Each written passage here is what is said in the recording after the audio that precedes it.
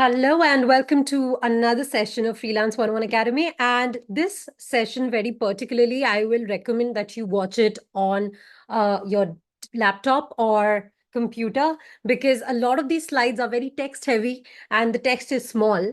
You definitely want to take screenshots. So please make sure that you have that option available. So if any of you are joining from mobile, a lot of the slides will actually look illegible to you. So yeah, please take that into account. Okay. So today's session is on road to expertise for beginners. And by beginners here, I'm referring to people making 50,000 rupees or less per month as a freelancer. So if you're above that mark, maybe majority of this session will not be relevant for you. But in any other case, this session is 100% what you must be attending. And yeah, let's get started. Okay. I'll get started with the first question for you, which is if you were giving similar sort of deliverables, right? You're giving similar sort of deliverables. And we know this, right? A lot of times for the same work, beginners are charging much less than experts, right? So if you could charge $2,000 versus $200 for the same work, what would you want to charge? Okay. What would you want to charge? You would, of course, want to charge a premium rate. Okay.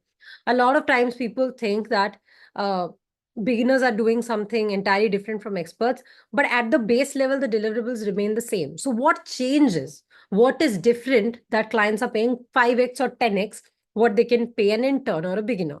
Okay. So in today's session, we're going to try to uncover that. What is this price raise for? Why are clients happy to pay much more for the same deliverables? Okay.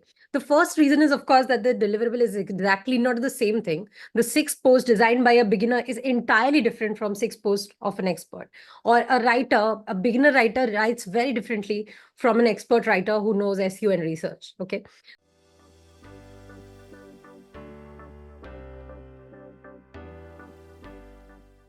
So that's the basic reason, right? But we'll discover more of that and then you will incorporate it into your action plan based on wherever you are uh, kind of looking forward to. The first thing that I want you to do today as today's session task would be to make a post on the top freelancing goal you are working on. Okay. I want you to manifest it. I want you to build in public. So be it LinkedIn, Instagram, Facebook, Twitter, whatever platform you're comfortable with, please make a public post about this is my 30-day freelancing goal. I have set this session intent or I have set this goal in and tag me, Saili Chatterjee's session. And this is why it's important to me, or these are the action steps I'm taking. Okay, make a proper post about the action plan or why that goal is important to you. But I want you to set a goal publicly because unless you keep yourself accountable, things actually don't work out. I have seen that most of the times the best work I get done is when I publicly say that, okay, I will have this session or I will do this consulting call or yes, I will onboard this client. So unless you commit to something, you will actually stop growing. So please commit first as the first task for today's session. So please do it. Okay. I must see all of you who have attended today's session. How many of you are here now? 110 today. 110 posts I want to see by tomorrow on the freelancing goal you have. Today is a Friday night, might not be the best time for posting, but by tomorrow 9 a.m. to 12 p.m., any platform is a great place to post on. So what freelancing goal are you working on? I myself will also do this. So please post about it. It could be upskilling, it could be charging more, it could be getting clients, it could be networking, whatever it is. But one post on your freelancing goal. Okay. Now that's out of the way. The first thing I want to talk about is the key trends we are noticing in freelancing in 2024.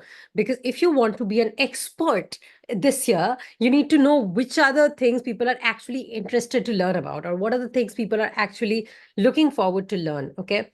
For example, we thought in 2023 that threads would become a big thing, but shocker, it is not. Okay. Nobody is looking to hire a thread writer, or nobody is willing to pay a premium for somebody who specialized in threads.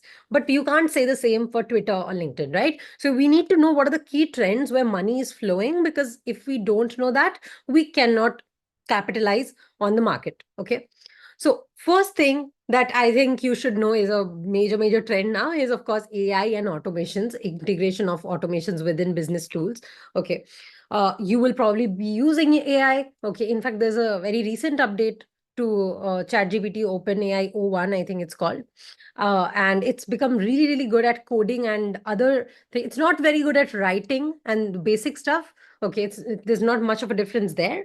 But for reasoning and logical reasons, coding, etc., it's apparently really, really good. Okay. Second thing is emphasis on personal branding. More than ever, employers are looking for personal brands. Okay. And they look at your socials before hiring you. Okay. So if you have not taken social media seriously until now, you're already quite late. Please make sure that you're doing this. Okay. Of course, more people than ever are actually thinking about freelancing sustainably than just for money. I think today, compared to, I think, during right post COVID, I think more people than ever wanted to make more money than ever, because of course the times were such. But these days, more people than ever are choosing to say no to money and balance their work life. So that's another thing that is pretty noticeable. Okay. The fourth thing, and I really highly advocate for this, is more freelancers than ever want to be retained. They want to have a model where they have recurring money from one client instead of one-off projects. And this is what I personally like to do as well. I love one-time projects. Once in a while, it's a great cash injection. Okay. But at the end of the day, it's not the one-time clients that I am building my business on. It's knowing that I have 10 clients every month who are paying me $1,000 or $2,000, and I will make at least $15,000, let's say, every month for the next 1 year if I'm able to do good work, at least, right? That's the baseline that I will be looking at. Same for you. Okay. And the fifth major trend in freelancing is clients now expect more than just the deliverables they have signed up for. Okay, they don't want beginners anymore. I think I'm very happy that more than ever clients are going away from beginner freelancers and looking forward to agencies and experts, because they know that in the long term, a beginner will cost them much more money, right? By not giving results. Okay. So if you can become that freelancer who is able to provide good insights, become a great advisor, give results that actually align with the business, not just strategically, but also in some sort of a form like revenue, then you are sorted. Okay. So these are some major trends as a freelancer you should know about, and you should also probably align yourself with. Okay. Okay. What are the key income opportunities that you might be looking at in freelancing? Of course, if you have gone through the freelancing modules, there's a lot more in-depth material on all of these things. But just to kind of revise for a bit, okay. First is, of course, content creation and marketing, right? Any sort of niche where there's content creation and marketing involved, more than ever, brands are hiring writers, video editors, creators, social media managers, UGC creators. Uh, they want people who are specialized in video marketing, short form content or long form content. If you want to do content, I think that's a key thing you need to identify for yourself. Are you going to focus on short form or long form? Because if you're getting started, then there's no way you can master both at the same time. It's very, very difficult. Very, very different industries. Okay. But yeah, there's a lot of money flowing inside the content creation marketing niche. Okay. Hell lot of money with brands who have gotten investments, hell lot of money flowing into creators who are becoming really popular. And if you are able to support them in sort of in any sort of way, you will also make money. Okay. The second thing would be tech development, web design, any sort of coding related or anything that needs specialized knowledge. Okay. Computer knowledge. Okay. That is a little hard to do, right? It's a little higher barrier to entry. Okay. So if any of you have your background in computer science already, or you know all of these things, that's great. You can actually explore these, because see, I don't mean to demean marketing in any way. I am myself a marketer, but it's something that you have to accept, that if you want to become a marketer, in 2 weeks, you can know the basics. In 2 weeks, you can learn the basics. In 3 weeks, you can probably start posting, right? Because the barrier to entry is less. But when it comes to web design or tech development, one needs to know at least the basics of code sometimes, right? There are no code tools, but even then you need to somewhat have knowledge of how to use them properly, right? So if you are good with softwares, tools, you must explore these, because these are very, very, very well paid industries. Okay. And this is not something people can figure out on their own easily. Like Instagram, people will think that, okay, let me figure this out on my own. But rarely do people think that I'll design my whole website on my own. Okay. They do try sometimes with no code sites, but it's just not the same. Okay. All right. The third would be freelance consulting. Okay. Uh, Consulting as a niche has always been in demand. Okay. A lot of times businesses don't want to hire someone full time or don't want to hire someone with a commitment, but just to consult them. So if you're good at what you do, you should 100% add consulting into your services. I am making some piece of content on this, on how to make sure that your consulting projects, maybe let's say they are $100 an hour, becomes $1,000 or $2,000 per month retainer for you. Okay. But freelance consulting is great. Also, a lot of times the people who book consultations are very qualified to become high value clients. In fact, at least 3, 4 of my current clients are people who booked a consulting call with me first, and then I pitched my services to them on that consulting call. They had already paid for an hour of my time. So I know that they're very interested in working with me or my team. Okay. So consulting 100% you should include into your offers. It should not be the only thing you do though, especially if you're just getting started, because consulting alone, like consulting is basically where someone is talking for your expert or talking to you for your expertise, and you can't build that expertise if you don't work. Okay. So don't have only consulting as a service, then it's a failing formula. Okay. The next one would be digital product creation. Freelancers can create lots of digital products. If you do email marketing, you can create email marketing templates. If you do designing, you can create design templates, logo templates. This is something that you can add into your income opportunities, not the primary one probably. In most cases, digital products will only supplement your primary income and not replace it. But it's a great way to supplement your primary income, especially if you attract a lot of audience which might not be able to afford your services, but they might be able to afford your products. Okay. And of course, SEO, paid advertising, any sort of advertising that guarantees views, guarantees money, okay, will of course always be in demand. Okay, so if that's something you can explore, that's amazing. Okay, I am actually exploring paid advertising these days. So if anybody wants to chat, I'm very happy to. But these are some key opportunities in freelancing that I've noted in 2024. Would love to know what else you think about or what else you think I have missed here. This is definitely not an exhaustive list. This is just the things I am looking out for, or I am including, or I am working on myself. Okay. All right. Great. Okay. The next question that I will probably get is, what makes an expert freelancer? How do you know that you can call yourself an expert? Okay. The honest answer is no, you can never call yourself an expert. Okay. I have been a freelancer for the last 8, 9 years now. I think I'll hit 9 soon. And I still can't say that I'm an expert, because freelancing is such an ever evolving marketplace that every day strategies are getting outdated and new strategies are replacing them. Okay. 3 years ago, I couldn't have even known that reels would become this big of a thing, but they apparently did. Okay. So there's two things that are irrefutable. Okay. The first thing is reputation and credibility. Okay. The biggest reason we call someone an expert is because everyone else is calling them one. Okay. Most of the times, it's just because there's a general consensus amongst a large group of people that this person is an expert. Okay. How do we come to that conclusion? Why do we say that Gary Vee is an expert of his craft? Why do we say Chris Do is amazing at what he does? Why do we study people and we decide they're experts? Because a lot of people are saying the same thing. Okay. Half of the times it's because the general consensus is that they're an expert. Okay. Now this gets reflected in what? Client testimonials, right? If we see that they have worked with some big brands, okay, we of course will think that this person is probably credible, right? So testimonials. Okay. Second would be strong online presence. Okay. Usually all experts have a lot of content going around for themselves, which people are consuming or interacting with. Okay. Positively, negatively, doesn't matter. But a large group of people looks up to this person for industry news. Okay. Think someone like Varun Maya.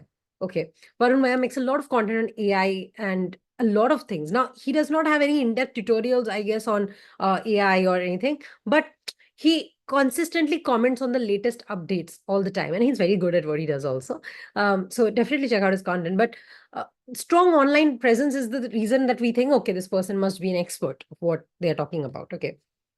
And consistent portfolio updates. Okay, just updating your portfolio consistently, right? If you are doing new projects, you're getting to new milestones, that should be there in your portfolio. So first thing is reputation and credibility. But the second thing, and this is the much more important one, because on the basis of reputation and credibility, someone will find you and somebody will think that, okay, I want to talk to this person.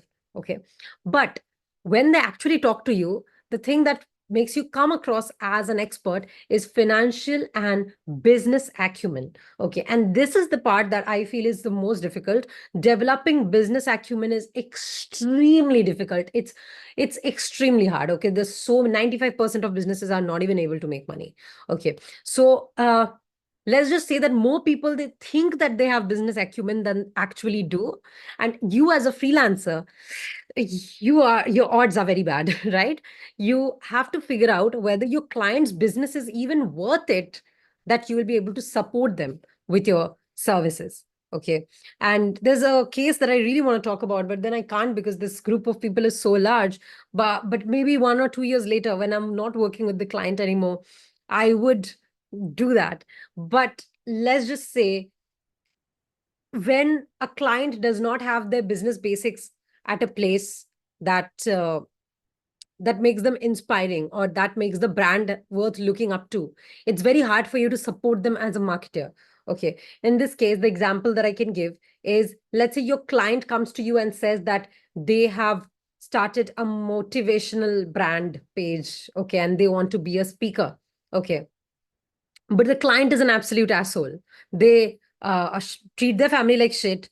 They have been divorced 5 times. They have uh, uh, a history of cheating, which is pretty much recorded publicly. Okay, let's say all of that. And this person wants to be a motivational speaker. Okay, sadly, this is not politics. Business and politics are a little different. So it's not going to work out for them, right? And no matter how good a freelancer you are, you will not be able to support a business whose fundamentals are bad. Okay. The example is not exactly accurate to my situation, but then uh, it's sort of like that. So you have to have that business acumen, that you can develop or understand trends in the market and whether the client's business will work or not. Because at the end of the day, if you don't spot the right business to work for, a client will come pay you for 1 or 2 months, then they will fail and they will go.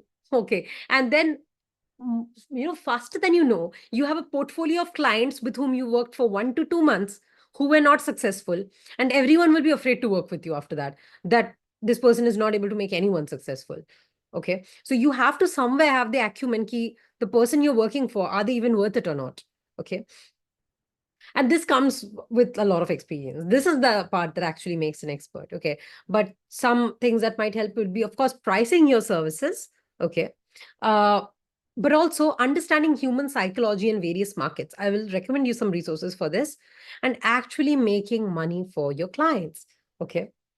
Now, mindsets of a 5-star freelancer. Okay. So we know about the star rating system, but if as a freelancer you also want 5 stars, these are the 10 mantras you should have. Your client's success is always your success. Okay. You are not taking money from the client. Okay. You're taking money for the client. Okay. You are getting paid for the client. Okay. So if they're not successful, you will not make more money in the long term. There's always something new to learn. Like, this is an endless field. There's no end to learning in this world. Okay. You have to have an acumen to anticipate problems before they arise. Okay. Anything that can go wrong will go wrong. Okay. So this is a very, very popular saying, and that happens 100% in the world of freelancing, especially the larger a project, the higher ticket a project, the more people involved, the more opportunities for fuck ups. Okay. You have to also learn how to own the outcomes that you have, both good and bad. Okay. Positive, great. Negative, great. Okay. Or there's another mindset also, which is not my mindset, but some people kind of prescribe to it. If something goes bad, okay. If something goes good, also okay. So basically, they detach themselves completely from their results. Okay. So if that works better for you, great. Okay. You have to be ready for changes. You have to be ready for the future. Okay. But also at the same time, you need to know that you have a value, and you have to be able to communicate it to people. Okay. And you will hear a lot of things, especially the higher you charge, the more things you will hear about your charges. Okay. So, and no matter what you charge, you'll hear this. Okay. Even if you charge 20K rupees, somebody will say that 20K is a lot. Even if you charge 2 lakh rupees, somebody will say 2 lakh is a lot. Okay. But there are also people who are happy to pay that amount. Okay. I was checking out this nutritionist the other day. She charges 3.6 lakhs for 6 consults with her. Okay. And I was mind blown. Okay. And there will be a lot of people who must be telling her that how can you charge 3.6 lakh rupees just to talk about someone's health with them? Okay. But does she care really? Like, should she care? No, she's getting that kind of rates. That's why she's communicating that, right? If she was not making that kind of money, she would have, lowered the rates already. Okay. Uh, she communicates the value, so she repels everyone who cannot afford that. Okay, anyone who can't afford 3.6 lakhs, which is I think majority of people, will not go to her. But there are also a chunk of people who can afford that kind of money, and that kind of people are anyway very successful in lives, right? They are probably working really really hard, and in that process they have made a lot of money but also fucked up their health. Okay, this must be actors, athletes, high value business people, CEOs. Okay. Also, lots of people living abroad, right? I'm assuming these prices are for people who are NRIs as well. So, do you think that she gives a fuck about who says that you should charge 1,000 rupees for your consults? Okay. So, yeah, it should be the same for you. Okay. If you want to have a five-star mindset, you should only think about the kind of clientele you're going to serve. And your clientele will probably easily be able to afford 1,000, 2,000, $10,000. Okay. Whatever that price is for you. Okay. And don't quit when things get tough. I feel like a lot of people just quit when they feel like it's getting hard, but then it will first get hard before it gets easier. Anything at all. Okay, imagine going to swim for the first time, or imagine learning a new sport for the first time. It was always difficult in the very beginning, right? And then it got easier as you practiced more. I remember, so the last thing I've learned is driving, and driving felt extremely difficult for me. I was sure I'm never going to be able to drive more than 2 kilometers in my entire life, and that too on an empty road. And I have gotten much better with time. Okay, it got easier with time. But imagine if, and almost for 2 years, I told people that I'm not going to learn how to drive. Okay, just I'm not built for it. Okay, that, and combine that with a lot of guys who would be like, you should be a passenger princess.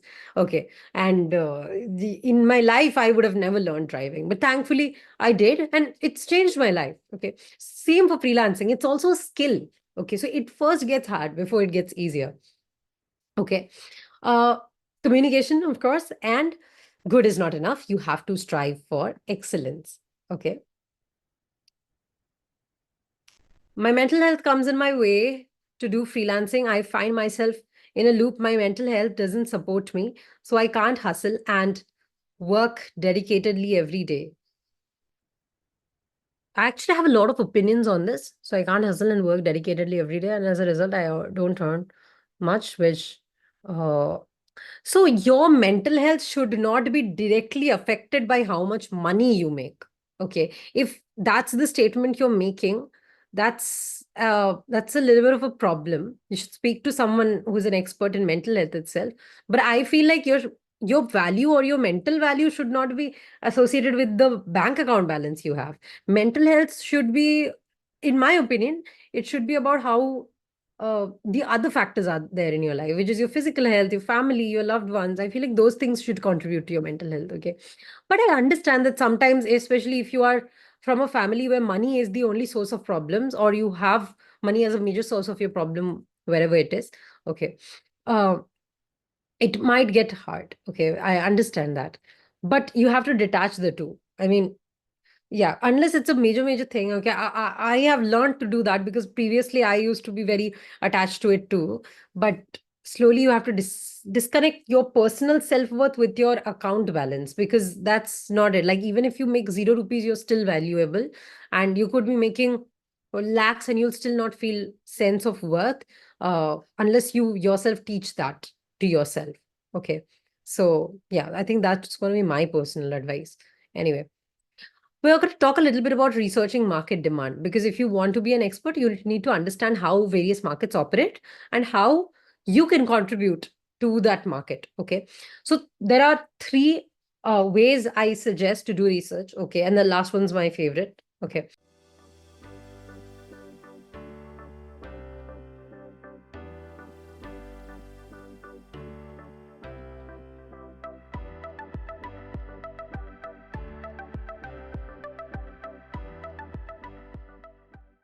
Google Trends is the first one. Okay. Search the terms that you want to learn about. You can also put the country you're looking for. okay, or the region you're looking for it, okay, you can search your niche or skill. You can also search the market you want to serve, okay, finance, creator economy, okay, whatever terms, okay, it's great, okay. And you can see the spikes and trends, and whenever there's something crazy going on social media, you would see that spike, okay. So that helps a lot to understand. But this is very recent, right? It's daily or weekly. What if you want to study, and you want to study proper reports? And this is where I highly recommend reading proper market reports. Example, Antler, Bloom, hard copy. These are amazing for you, okay. What do these do? Basically, these platforms or these companies, they invest in other companies, or they are somehow tied to these startups. Okay, it's not for nothing that they make such in-depth research. Okay, uh, so this is an amazing research that Antler has done, which is on the next top 100 ideas. I saw Varun Maya actually made a video on the top 3 ideas he thinks are worth it. But here you can see all the things that are going to be in demand. So there's AI, there's DPI, there's climate, deep tech, fintech, health, software as a service. And you can see what kind of services people are looking for. You can see the people featured here. You can connect with those people. It's absolutely brilliant. Okay. So check this out, because this is where you actually learn real stuff. Okay. Sadly, today's generation, inclusive of you and me, we are so addicted to reels and that 30-second, but you learn nothing in 30 seconds. You just know a little bit of that industry. Okay. The smart people are actually reading these reports and they're making content on it. Okay. Or they are kind of implementing this into their business or building a business off of it. So please read such reports. Okay. So this one was pretty good. Let's say you want to enter the edtech field and you want to know the latest reports on that. This is a very good report from Bloom. Okay. On what kind of edtech startups are finding success, what kind of edtech startups are not finding success.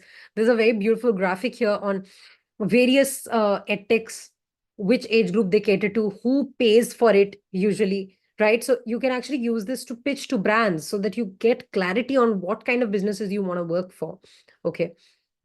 It's great for research. Okay, absolutely amazing. If you become someone who reads such reports, by the way, you can find a lot of such reports pretty well done on YouTube. Okay. So Think School makes such business case studies, of course. Varun Maya makes business case studies. AVTV, breakdown. They have all these channels where they make these breakdowns on business, and they're amazing. Okay. So please go through these. You'll get amazing resources. And yeah, these will make you very uh, good at finding opportunities and also helping your clients find it. Okay, imagine sending these kind of resources to your clients. They would also feel proud to have hired someone so smart. Okay, so yeah, that's another thing. And then of course, YouTube is also pretty good. Okay, YouTube has amazing resources, right? So you can learn a lot of things, but also you can do deep dives on YouTube. I particularly operate in the creator economy. So there's a very good channel called Zoe Unlimited, where she does these case studies of branding fails, especially, or branding wins. So basically, she does it from a lens of pop culture. So if any of you are into pop culture, let's say you're working in fashion, or you want to work with celebrity-based brands, or you want to work in branding, right? Or, that entire glam world or creator world or whatever, you can check out her studies because they're very good, very well done. She did a study on how Blake Lively became the most hated on the internet, or how Hailey Bieber, despite being the most hated, became very loved. Okay, so little things that actually make or break brands, right? Very good. 100% check it out. It's called Zoe Unlimited. It's a very good channel. Okay. All right.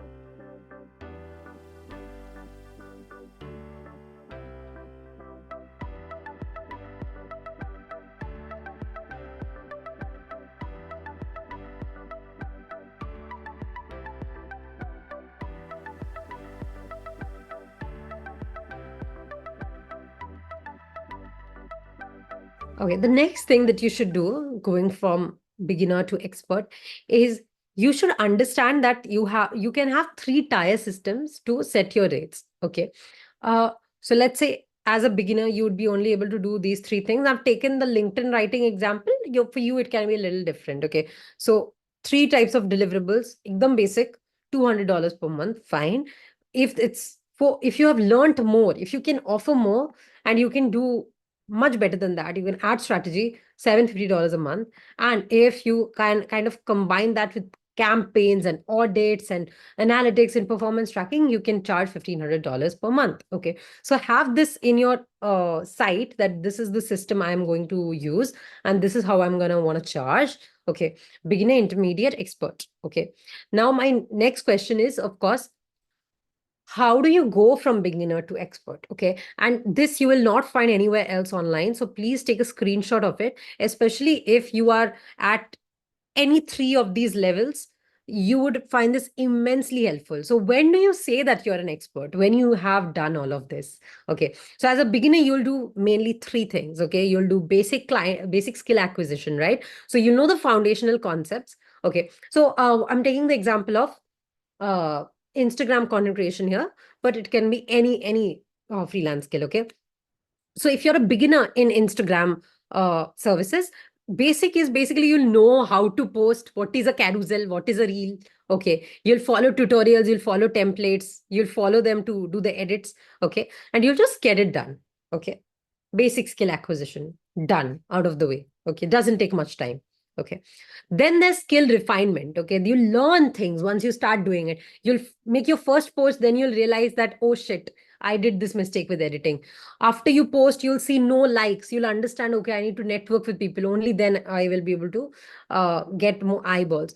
You'll understand that, oh, my feed looks shitty. Let me think of a color palette. Only then it will look better. Okay. So you'll basically refine the things you've learned for it to look better or for it to look good. Okay.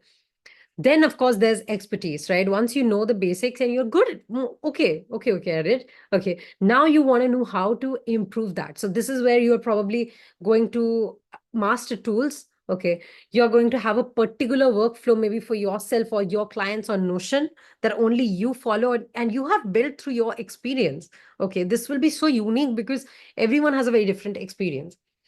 And you'd probably take on more complex and high value projects. You'd probably also look into collaborations. If you'll probably also look into lives. Okay. Then there's going to be strategic thinking. At this point, you'd probably also want to learn how to do ads. You might want to learn how to set up automations using ManyChat. Okay. You might want to change your entire strategy. Okay. You might want to, experiment with new things. Well, let's say you grew by using Reels, but now you want to do carousels or static posts as well.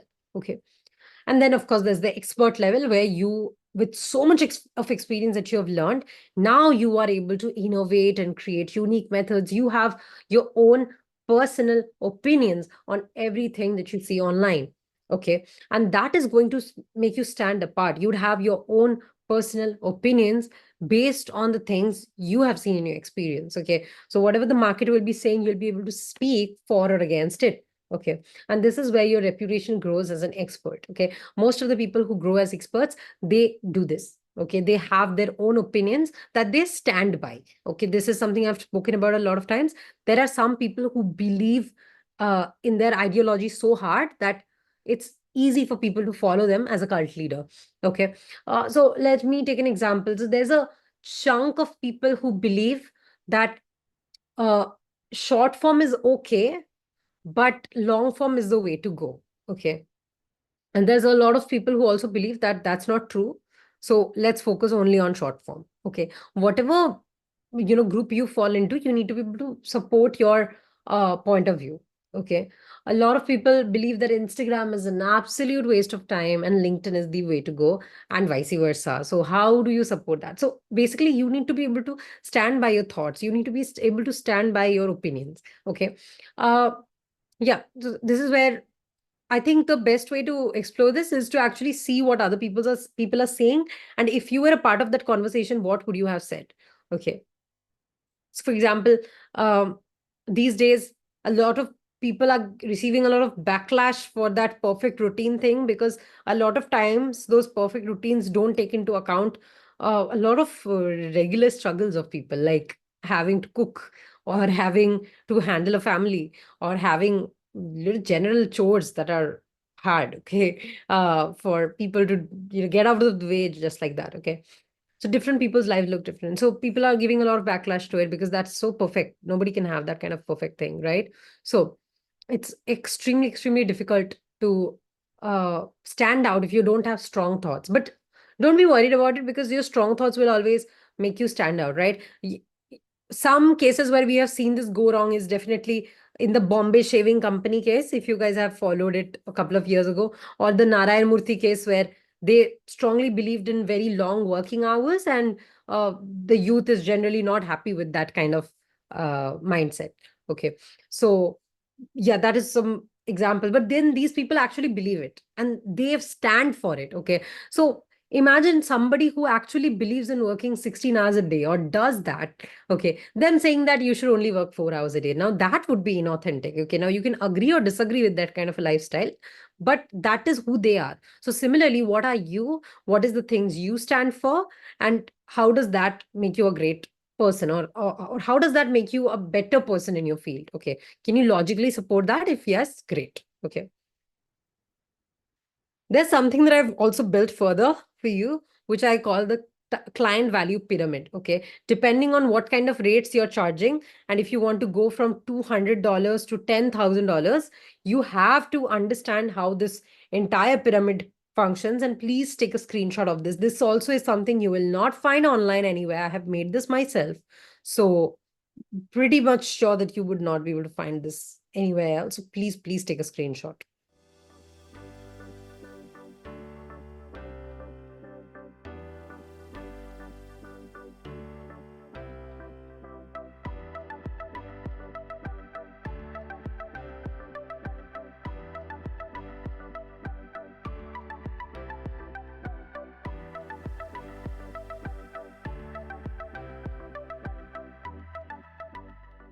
I don't know. I was very proud of it when I came up with this and all the names.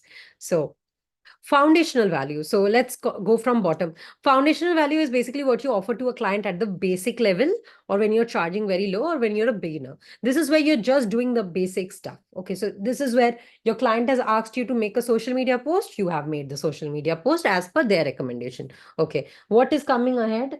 Okay. Puja is coming ahead. Let's say my client is a nutritionist. My client is telling me that please make a post on 10 things to avoid during puja to maintain your weight. I will make that post. Okay. So that is foundational value.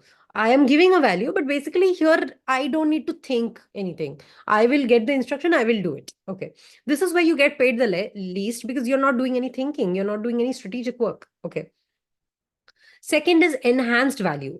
Okay. This is where you provide insights, you improve the content. Okay. So this is where maybe instead of doing exactly what the client has asked me to do, I would tell them that, hey, instead of telling what to avoid, let's start this post instead by giving a data point that 56% of Indians gain 5 kg of weight during the pujas, okay, or whatever the data is. Okay, I will do the research. This is not the exact numbers, but yeah, I will give direction that this will be better, this would be better, this will improve the content flow. Okay. Or maybe I will recommend that, hey, instead of doing this one post only, let's do 3 posts. Okay. One on foods to eat, one on foods to avoid, and one on food swaps for pujas. Okay. Because the festive season is coming, right? It's a big, you know, entire India is celebrating. So it's a great time for marketing. Okay.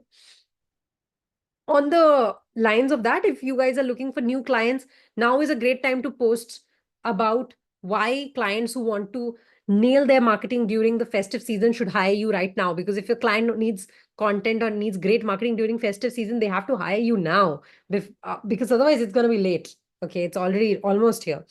So yeah, you can use this into your content strategy. Anyway, coming back.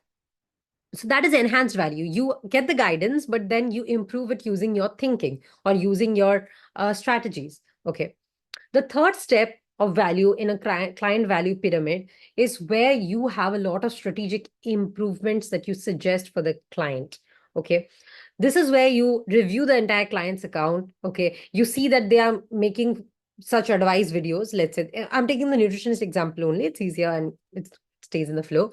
So you can suggest that, hey, I saw that you're making content on things to do, things to eat, things to not eat, but You also need to think about working out. You also need to add working out, because if you don't inspire people to improve themselves, your audience will not be connected with you. Okay. Or you would probably yourself follow the top latest podcasts about health, and you'll see what kind of things people are saying, and you'll probably help your client take things from there and do it. Okay. Or include this into your strategy. Recently, I saw that GST has been reduced on namkeen. Okay. And the first thing I did, I took a screenshot and I told my clients that they need to make a piece of content on why namkeens are some of the most unhealthiest food available. Okay. And the government reducing taxes on it is not a great idea, because that's literally going to make the country unhealthier. Okay. So that's something that you do as somebody providing strategic input. You also refine your thinking and you help your client think better. Okay.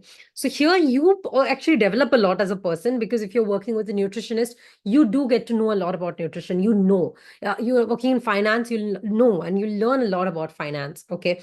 This is where you learn so much. This is beautiful. Okay. At the basic level, like foundational level or beginner level, you really don't learn much because your client guides you. After one level, you start teaching the client. Okay. Next is result oriented value. Okay. This is where, let's say, I am seeing that the client is making a lot of content on what to do, what not to do. And I'd be like, hey, you're not even making any money. And that's because you're not showing client results. So add client results. Okay. Uh, let's say I'm seeing that they are not having any community engagement. I'll tell them, hey, let's do a free 7-day challenge and invite all the women into this. And let's use your personal story for this. Okay. One of these clients got pregnant and they had a baby. And then I would just tell them that, hey, document your postpartum journey in public. And that is how people will feel inspired to follow you. Okay. Because everyone would like a nutritionist who sets an example for themselves. Okay. So this is another way to add more value to your client. Like actually give them advice that will make them money. Okay. And we have done this. We have been approached by a client who was making zero to negative money literally, because the investments were all going out. Okay. Because of bad decisions in business. And we not only did their content and strategy, but we also changed their entire business, which is basically at the advisor level. We suggested the programs that are good for her. Okay. Because she's an expert. So she was trying to sell low ticket programs, but then she's an expert. She's really good at what she does. Okay. So it was easier for her to make $1,500 for 4 clients a month than $15 and get 400 people to sign up for a low ticket product. So as an advisor, you are able to understand how you can help a client make more money. Okay. Or there was another case where it was just the opposite. There's a client who had a community profile and they had a lot of followers, like 600K followers. But when they tried to sell something for £2,000, no one was buying it because it's a community platform. Like nobody knows the face of the account. But then they sold a $37 community membership at my recommendation. We built it all together.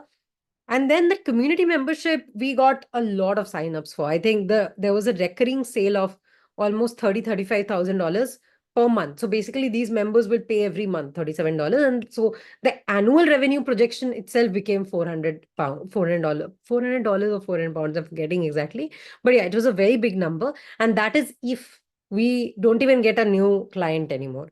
Okay, which is unlikely. And every month we add new people.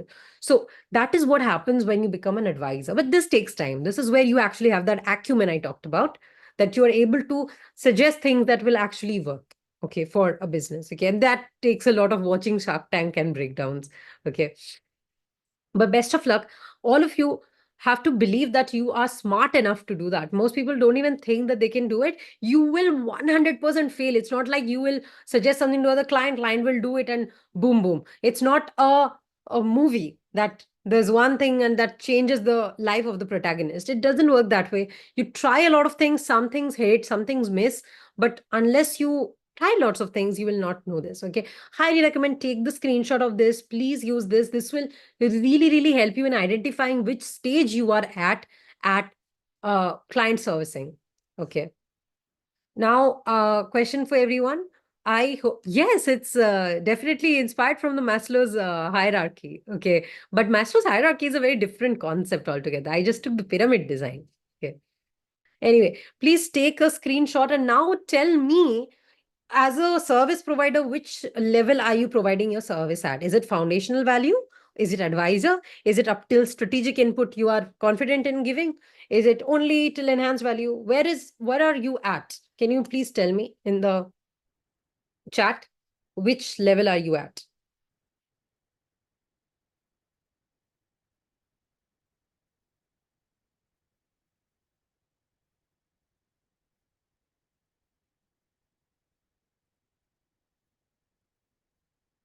Foundational. Lots of you are fine foundational. So now your step is the next one. Okay. Don't try to become advisor on first day. It takes a lot of time. Okay. So just one by one, one by one, one by one. Okay. And please, I hope that everyone has taken a screenshot of this, because this is probably the most important slide for this session. Okay. This and this.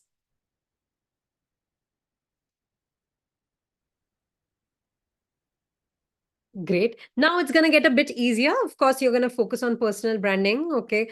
You are going to focus on personal branding because that helps with credibility. Here, you are going to showcase your content, your social proof, the portfolio on social media. Okay. Your skills, your personality, your working style. Like, I make a lot of content on my personality and working style because I want to attract people who align with the way I think. I don't like to be on long meetings. I don't like to look professional all the time. I don't like to have a life where I'm only working and not having the time to read books. Okay. Or doing whatever your hobby is. Okay. For me, it's reading books.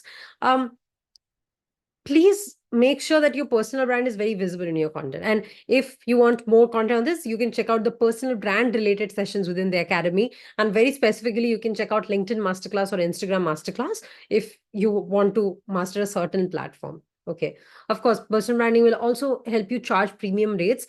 Almost all personal brands on social media that you see, if you check out their rates, they'll be much higher than those that you just find through a random search on Fiverr. Okay. So 100% helpful for raising your rates, and also a coherent image of yourself on all platforms really, really helps. Okay. If we have to talk a little bit about branding identity for you, there's first thing is usually logo. Now, logo is not necessary for you in case you are operating only for your name. So as a freelancer, if it's your name you're working with, you don't need a logo. But let's say Anik Jain is a freelancer and his brand is called Designer. Okay. So it's DZINR, right? So that is the visual identity. The logo is the center of the visual identity. Then there's the colors you use, then the typography, how well spaced or not spaced it is. Some people have a lot of space, right? They have one word literally on one slide. Okay. And others, they don't really have anything at all. You can check out Graphic Design Masterclass if you want to learn more about this, if you feel like this is going to help. So that's visual identity. And then there's the other thing. So that's verbal identity or audio identity or video identity. There's so many types of things. Like, what kind of edits do you do? What kind of uh, channels do you post on? What kind of tone you use? Some people have a very professional tone, some people have a very sarcastic tone, some people have a very funny tone. Okay. So some people have a very motivational tone. Okay. So what is that? So all these elements should also be there, but don't worry too much about it. Okay. Some LinkedIn branding tactics, but again, please watch the LinkedIn masterclass for this. So of course, optimizing your profile. If you want to be perceived as an expert, your profile needs to look amazing, clean. Your headshot needs to be very clean. Your cover needs to communicate exactly what you do. Okay. And how you help people. Your about should be optimized. Okay. Your content should be impeccable. Okay. It should be absolutely impeccable. Okay. And also you can do a few long form articles because that also really, really helps in establishing you as a thought leader. Okay. Short form plus long form is the way to go. Have some sort of a consistency. Okay. Instead of just motivation. So 3 posts a week is also fine, but some sort of a consistency you should have. Same for any other platform, by the way, not just LinkedIn.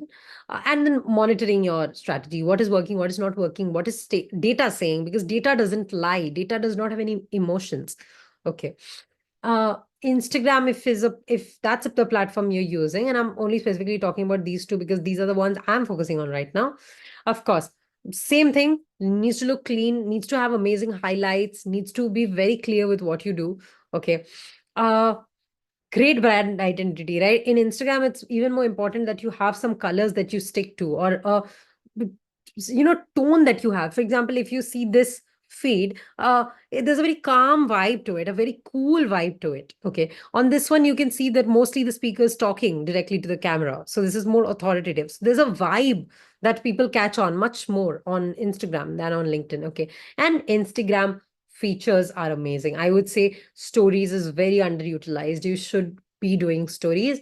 If you have the right kind of motivation, and you have the right kind of activities you're doing every day, stories are the best way to grow.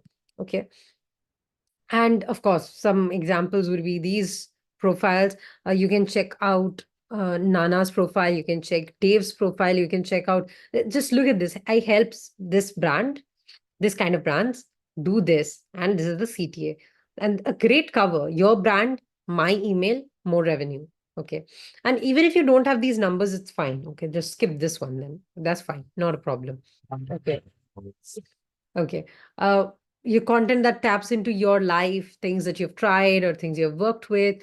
Uh, Also, you don't have to do anything. For example, half of the times, this guy, this Eric Patika, who's very, very popular, his content is not even his work. It's just things that he has learned. Here, it's the McKinsey CEO test, and he's revealing that. Okay. So anything that you're learning new, you can also share that as content. That's fine. Okay. Positioning yourself as an authority, of course. So this is basically content. Audience, again, I would highly recommend you check out the masterclasses on content of branding for this. Okay. And eventually your goal should be to speak at events or your or podcasts. Okay, definitely podcasts are amazing. Networking with other experts. I think it's super easy to get great people on a live call with you and interview them, because people love talking about themselves. So I wouldn't say that you should pitch to the top of the industry, but then even if somebody has 5 or 10,000 followers, usually their followers are they are very happy to chat. You can get them on a live call. You can get them on a collab project. Okay. That is also a very, very important step in the field of becoming an expert, because you need to be seen with experts to be perceived as one. Okay. And yeah, I guess that's it for now. Set your growth plan in action based on the things that we discussed, based on especially this pyramid that we went through. And send me an update. Please make a post on social media whenever you want to on your progress. I love it when you tag me, and I love to see it in action. Also, when you work on yourself in public, more people are attracted to you because they can see that dedication. It's so hard to find people with a similar mindset. Okay, so you actually get hired more as well. So please don't hesitate from social activities. And yeah, I will take a few of your questions now, and Shirsha will be here for the Q&A in a bit. All right. Let's have a look at the questions. But was everything clear so far today? Everybody understood everything? Everything clear? Everything easy? Everything made simple? Graphics were not too overwhelming? Content was not too overwhelming? Please just confirm that with me once. Okay, great. Thank you. Awesome. I'll check the questions now. If somebody has sent a question already, please just resend it once. Okay. Uh, Clients wants leads. So if you're beginners, we can't give guarantee. And oh, you can't give a guarantee at any level, by the way. It's not just a beginner thing. Okay. Uh, Yeah. So you don't have to give a guarantee. Guarantees are not a thing. Okay. So you can mention something unofficially that the guarantees are not possible in this kind of work. Okay. But I'll give my 100%. And of course, you will not renew the contract if I'm not able to give you uh, results. So don't worry. I will give it my best, and I'm sure we will get results. But guarantee is not something that you can give in this uh, industry at all. Biggest issue is when we don't have massive results and pitch to the right client. Uh, I'm not sure what resource you're talking about, Anisha. Uh, Biggest issue lies when we don't have massive results and pitch to the right clients. You need to have at least some basic results, and then you can have an audit or something that like that you can offer. So you can check out the session on value types that you can offer to a client, where I go a little bit on details on the value propositions you can give. So that includes the audits, lead magnets, and that is good enough as well. Don't worry, Ankit, you would be fine. But you have to start and do things. I have one question. I'm safe on social media in the AI world. I'm scared about it.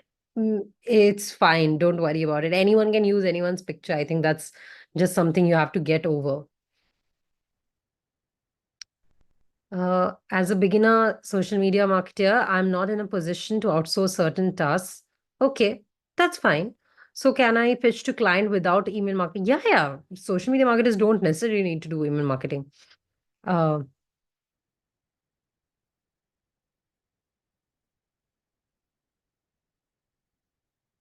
For a single I don't think anyone buys a single ad copy. So it usually is a set of ad copies for a certain price. So or maybe 10 ad copies for 10,000 or something like that. Okay, so it has to be a package, or you can have three packages.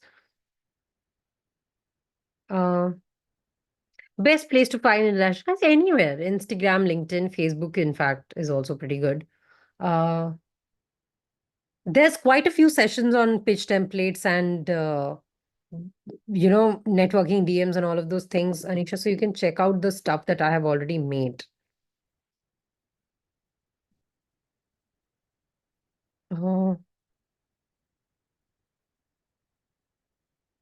what is the best way to get real-time project to gain experience fast? Take a project up, take a mock project up.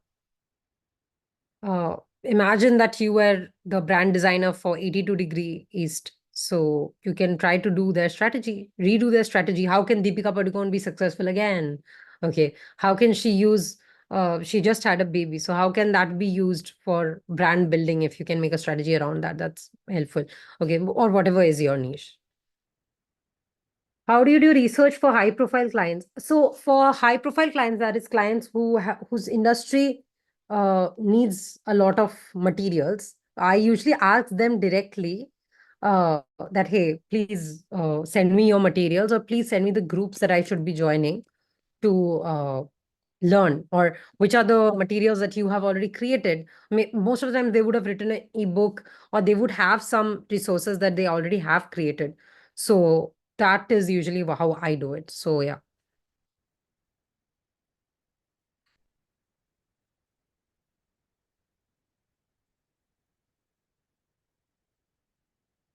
As a beginner social media manager, check out the social media marketing masterclass. um, that would give you much more detailed answers on this. I'll check it out for you, KK. um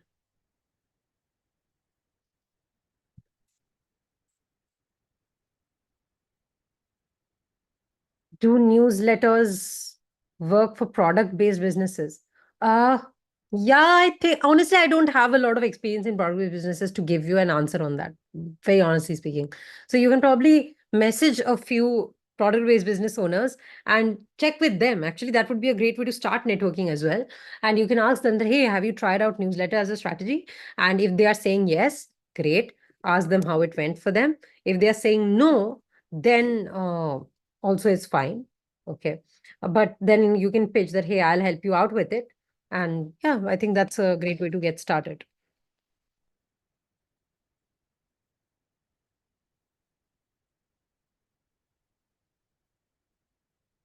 Fair enough. Understand sometimes it's frustrating too. But then you should not be targeting agencies. Then you can target like proper people, proper uh, brands, proper creators. Because when you work for an agency, literally you are having middlemen. So yeah.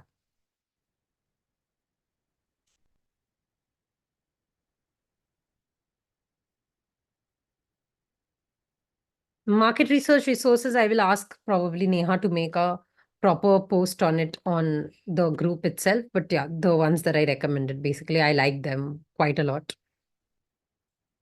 Uh, while starting personal branding on, just a second, by the way. coming back. What is this? Okay. How to communicate better on sales calls and tackle objections like you are too young or inexperienced. Uh, is it a factor in the hiring? If yes, okay. Like if they're looking for an actor, 20-year-old and you're 40, then it's a different thing. But if you're probably solving just a skill. So if it's a skill that you're offering, how does it matter? Okay. Inexperience is a different thing, though. Young is a different thing. Inexperience is a different thing. So if you're inexperienced, then you have to communicate that you have experience. So yeah. And how you have that experience if they think that you're inexperienced. So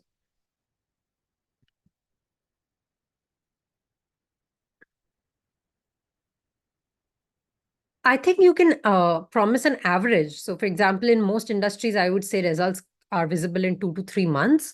So, you can say that in 2 to 3 months, you must be able to see results like A, B, C, whatever those A, B, C are for your industry specifically.